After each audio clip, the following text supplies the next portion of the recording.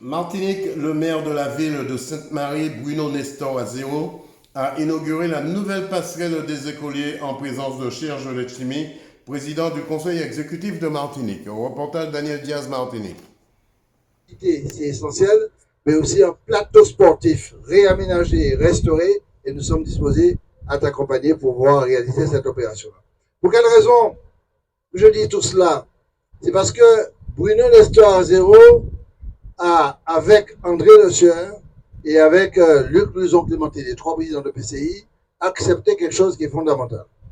Ils ont décidé d'abandonner leurs compétences eau et de confier la compétence eau à une autorité unique. Vous savez pour quelle raison? Parce que vous avez une organisation de l'eau dans le Nord. Autorité de l'eau dans le Nord, l'espace communauté du Nord. Il y a une autorité d'organisation de la politique de l'eau dans le Sud. Il y a une autorité d'organisation de l'eau dans le Centre. Pays à fait 1100 km². Tout petit pays, 34 communes. C'est-à-dire que là, on produit de l'eau là. Et puis, tu as besoin de l'eau. On l'a déjà pété, on peut avoir de l'eau. Là où ni sécheresse, la production peut se faire avec des coûts qui sont beaucoup plus élevés, avec des retombées sur les factures.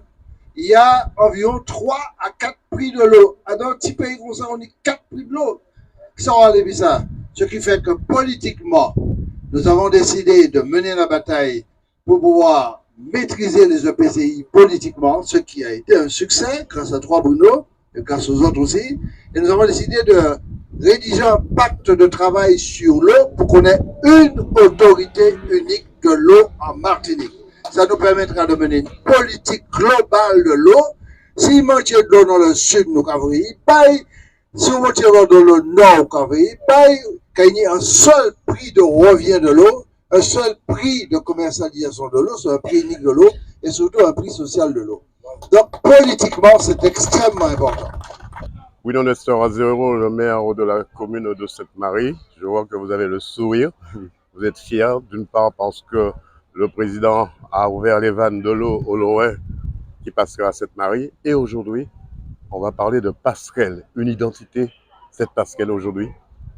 Alors, c'est une très belle journée pour le maire de Sainte-Marie, d'une part, et le président de Cap-Nord, puisque nous avons eu, en tout cas, le privilège d'avoir le président Serge Letchimy, le président de l'exécutif de la collectivité territoriale de Martinique, qui est venu sur le Nord, d'une part, pour, en tout cas, acter une promesse qu'il avait faite, c'est-à-dire qu'il avait promis que dans sa première phase de travaux, il donnerait de l'eau, en tout cas au Morne Capot, dans un premier temps, donc ça a été fait.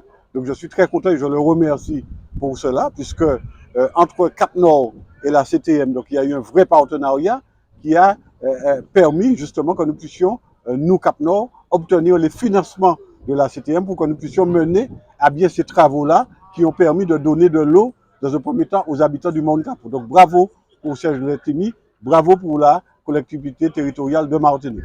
Et puis dans un deuxième temps, il s'agissait pour nous de remplacer l'ancienne passerelle des écoliers qui était défectueuse, qui était accidentogène par une nouvelle passerelle. Donc il a consisté aujourd'hui pour nous d'inaugurer en présence du président de la CTM cette nouvelle passerelle des écoliers.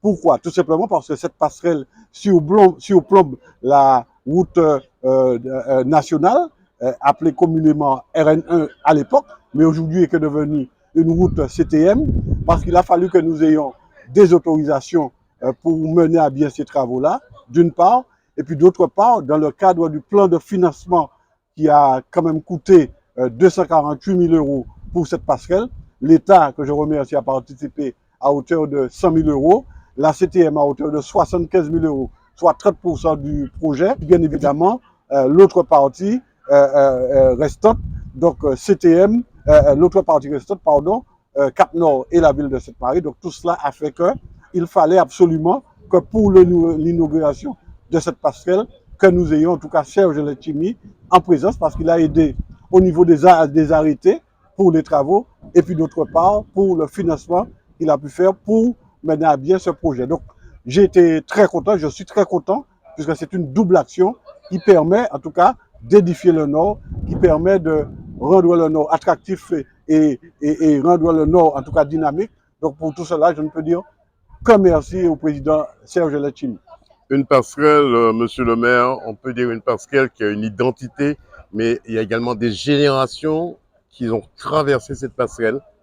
Oui, il y a eu des générations. D'ailleurs, d'où le nom de cette passerelle, la passerelle des écoliers.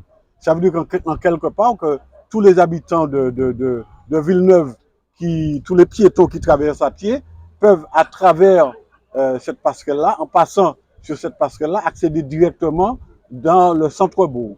Soit, en tout cas, les fidèles qui vont à l'église et qui habitent Villeneuve peuvent y accéder directement en passant par cette passerelle à l'église. Donc, c'est une passerelle qui a toute une histoire. Et nous savons tous combien, en tout cas, les ponts et les passerelles relient les hommes et pour nous, relient les générations, relient les structures.